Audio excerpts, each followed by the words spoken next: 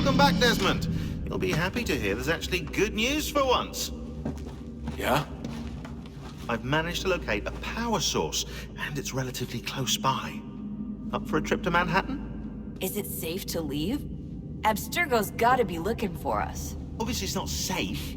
Can't exactly sit around here hoping to get lucky though, can we? We need that power source. Besides, I'm sure you can cook up some way to hide our movements. Maybe.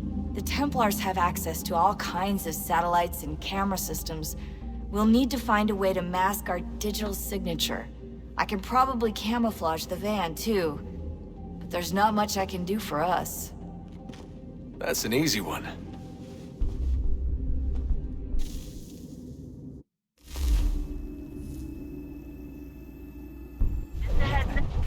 Local utility companies have assured the public that they're completely prepared for the upcoming solar maximum. Disruptions to service are expected to be minimal. If only they knew. What's this? A remote-operated camera. It'll provide us with a feed while you're on mission. This will let us talk to each other. We're almost there, so listen up. The artifact is in an office penthouse in Lower Manhattan. At this time of night, direct infiltration is going to get you noticed. I think we're better off having you drop in from above. What do you mean, above?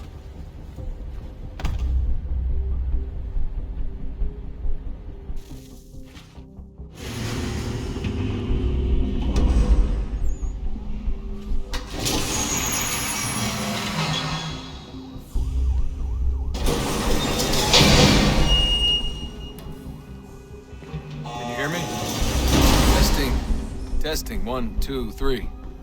Yep, read you just fine. Now why don't you power up the camera?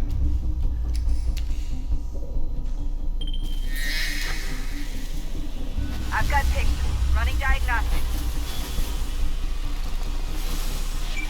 Perfect. I've got a nice, strong signal.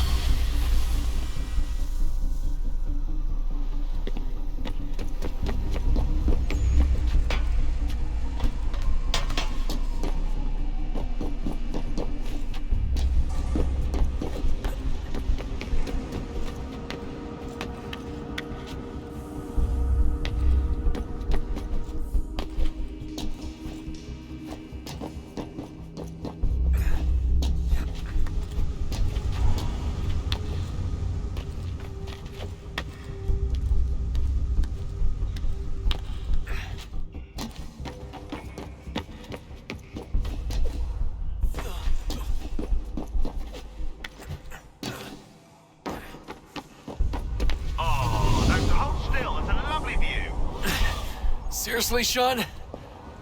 Fuck you.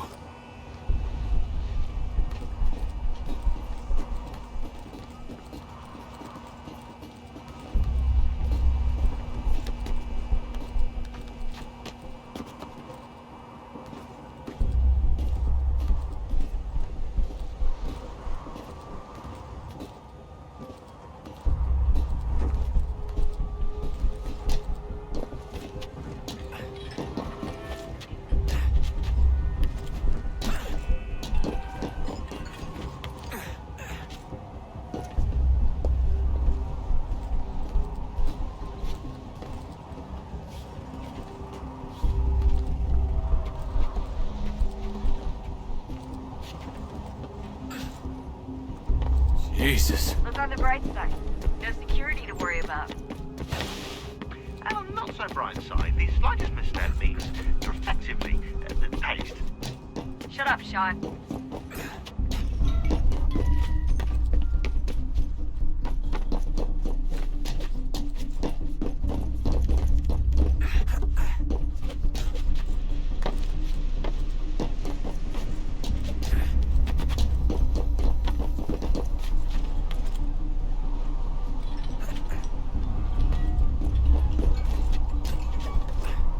Almost there, Desmond.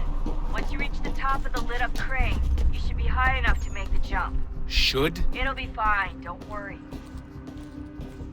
Well, you might want to worry a little. I'm pretty sure she was high when she was running the numbers. Sean! A joke. It was a joke. Or was it?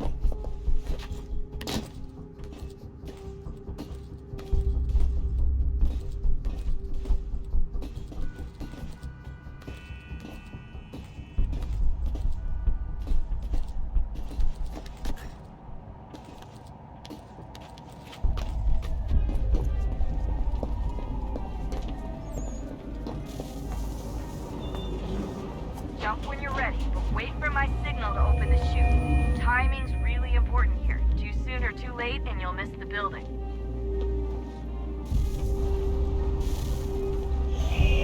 Now, open your chute.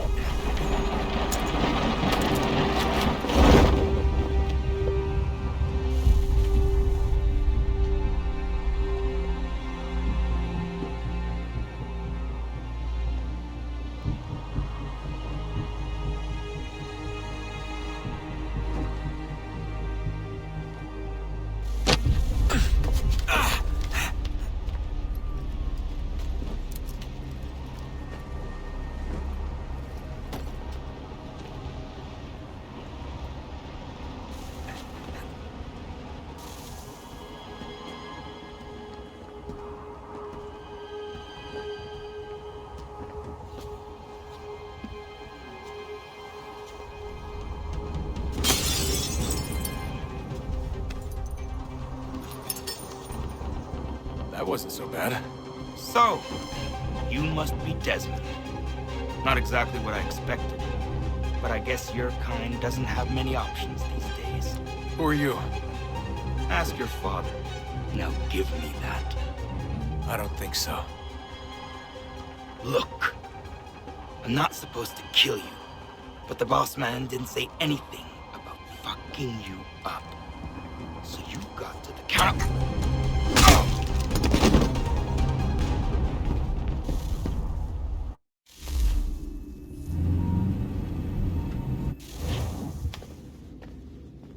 So who the hell is Daniel Cross? Believe it or not, he used to be an assassin.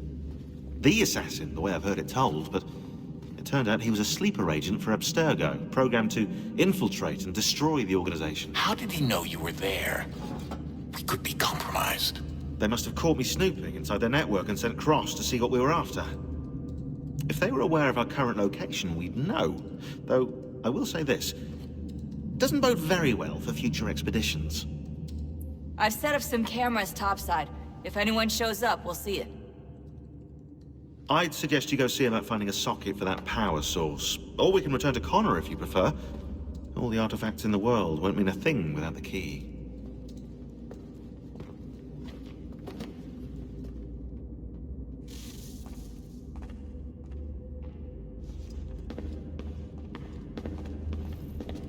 I know everyone thinks I'm being silly, but I can't shake the feeling we're being watched. We are being watched. By Juno. Or some version of her. Do you think it's a recording? Or is she a ghost? Or something else?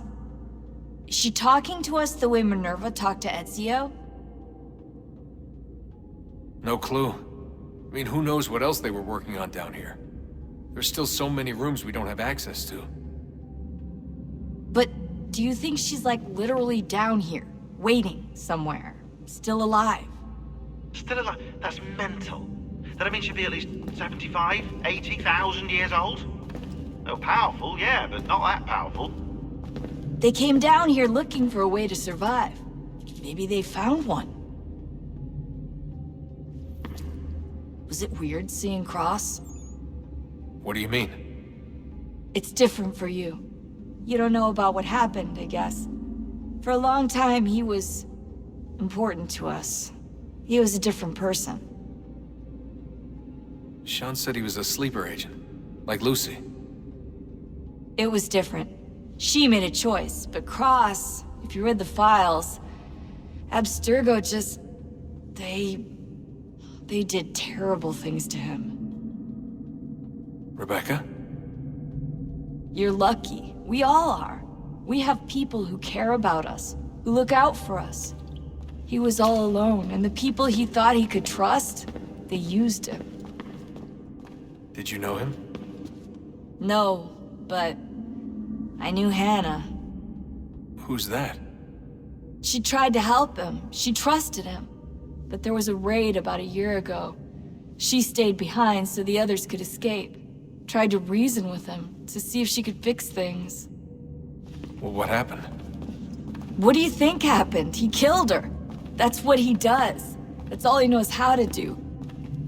Sometimes it seems like that's all any of us know how to do. Rebecca, I just want to be alone right now.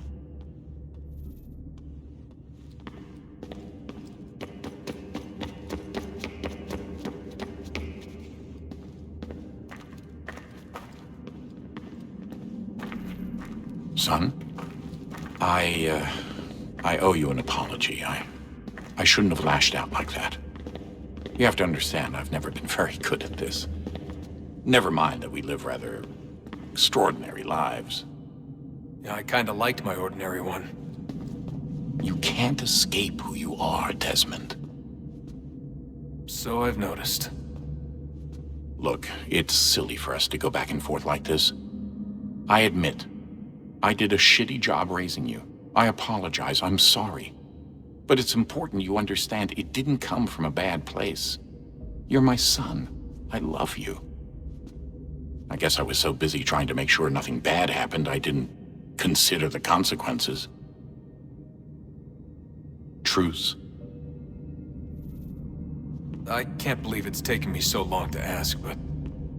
how's Mom? She's not... No. Your mother is fine.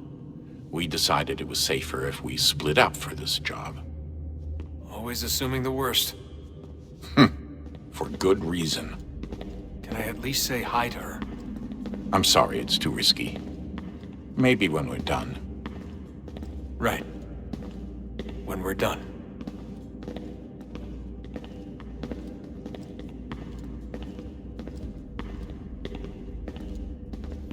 Have we ever tried to make peace with the Templars? Throughout our history, there have been moments. Several, in fact. But... it's impossible. There are existential differences, insurmountable. If there were to be unity, it wouldn't be a truce so much as a submission. But knowing what's about to happen, wouldn't it make sense to try and talk to Vidic? Come to an arrangement, even if it's only temporary? We'd all be so busy watching our backs, nothing would get accomplished. Imagine that. We're more productive at war. Well, have we ever tried sending in someone? Doing to them what they did to us with Lucy? Or Cross? We have, and it's never worked. We've sent people who were either too weak and found themselves turned, or too strong and were unable to carry out the charade. I just feel like we all want the same thing. We use the same words, but that's all they are, words. In the end, it all comes down to freedom. We seek it, they detest it. And so there's never an end to the fight. Not until one side is completely gone. Is that even possible? Probably not. Our two groups have existed in one form or another since, well, since forever.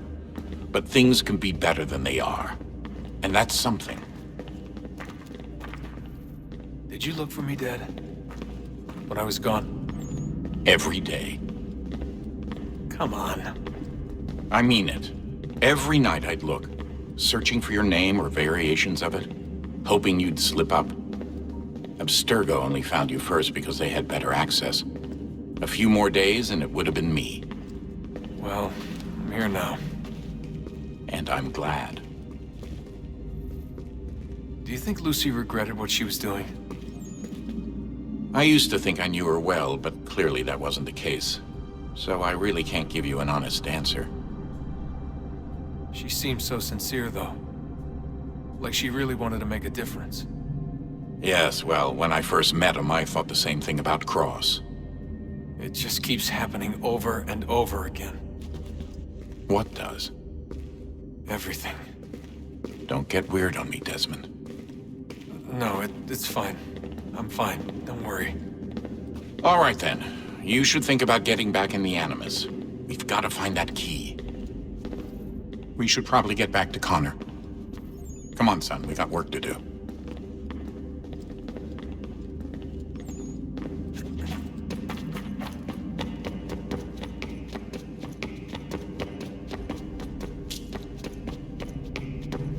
Ah, Desmond, there you are. Can I ask a favor? Maybe. When this is all over, I'd like to try turning the dial back on the Animus. Like, all the way back. To the time of the first civilization. You think it would work? There was no real loss of fidelity when you visited Altair. Then again, that was about 1,000 years ago, and I'm looking at going back at least 70,000 more. Sure, I'd be up for it. It'd be interesting to see what things were like back then. Excellent. I think it would prove most enlightening. So this is how it started. What are you up to? Just brushing up on my American history. Well, I say history. They certainly teach you strange things in the States. Like what? Well, for all the talk of this being a revolutionary war, it was a civil one. Well, not that kind of civil. I mean, there was no America versus Britain. It was Brit on Brit action. And you can clearly see how the whole thing got started. One war gave birth to the other. You mean the 7 Years' War? Exactly. Seems the Crown overspent in its attempt to keep the French out, wound up with a great deal of debt. Believing that the colonists should help to shoulder the burden, new taxes were created. It was a reasonable request, even if Parliament was rather, well, undiplomatic about it. Well, it's not really fair to tax people for a war they didn't want any part of. What? Didn't want any part of? Did you not notice George Washington with Edward Braddock? He was right there in the middle of it. So here you have the Crown spending who knows how much money to secure a place for the colonists to thrive, and then, when they ask for a little bit of help... Right, look, think of it this way. King George and the colonists, they all go out to dinner, right? And when the bill comes, George asks for them to kick in and pay their share. Fair enough. Now keep in mind, he's been taking them out to dinner gratis for decades now. But the colonists, oh no, they insist they only had a glass of water and a side salad. Never mind the table's full of half-eaten food and empty bottles of wine. Now when the king points this out, what do the colonists do? Oh, they flip the table over and they storm out of the restaurant. Probably intending to turn later and burn it down. You left out the part where the king pointed a gun at the colonists and asked them to cover dinner for everyone in the restaurant. Right, yeah, interesting take. If he pulled out a gun, and I'm not sure he did, it would only have been after the 100th failed attempt at getting them to pay their fair share. But how do you define someone's fair share? Oh, well, with a war, apparently. I wonder how many other places like this exist. There are dozens of them, all over the world. And somehow no one's ever found one before us. I don't think that's true. Oh? When I was at Abstergo, Vidic talked about silencing discoveries made by non-Templars. And I'm sure Abstergo has dug up plenty. The things they must know. Regretting throwing in with us? No. Just looking forward to when we can finally trounce those bastards so I can dive into their archives. Oh, I think I found a lead on another power source. Later, Desmond. I'm in the middle of something very important right now. That's a rule. Just follow that as a rule.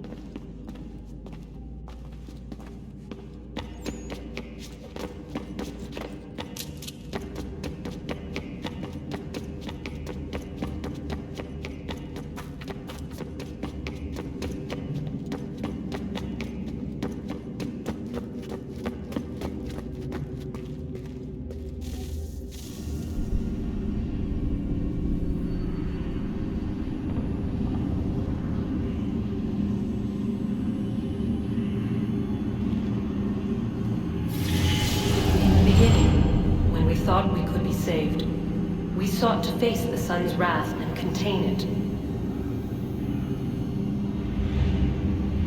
4 towers would be built to pull her fury into this place and dispel it.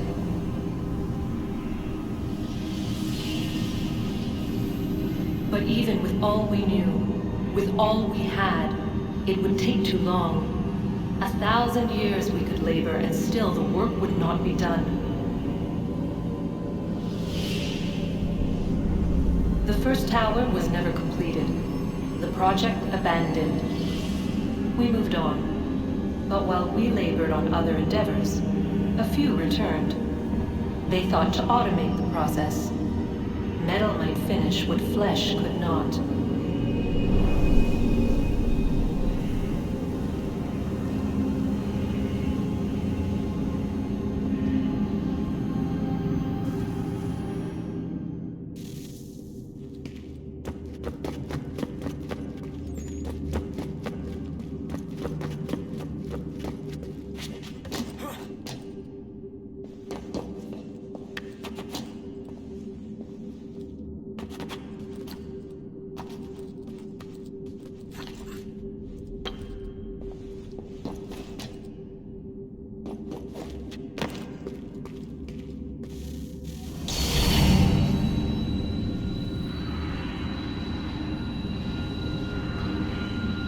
if we could not meet the sun's cruel embrace, perhaps we might rebuke it.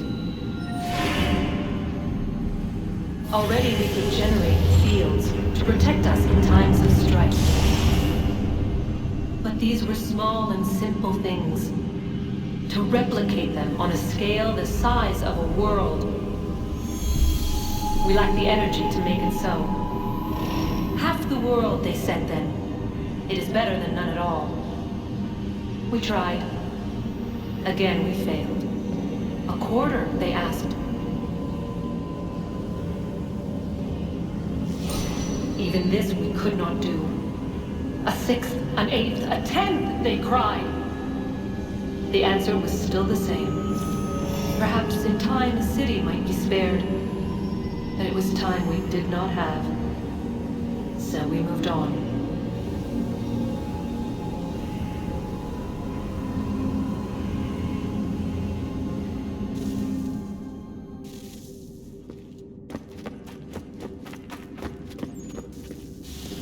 Wonder what's inside. Only one way to find out.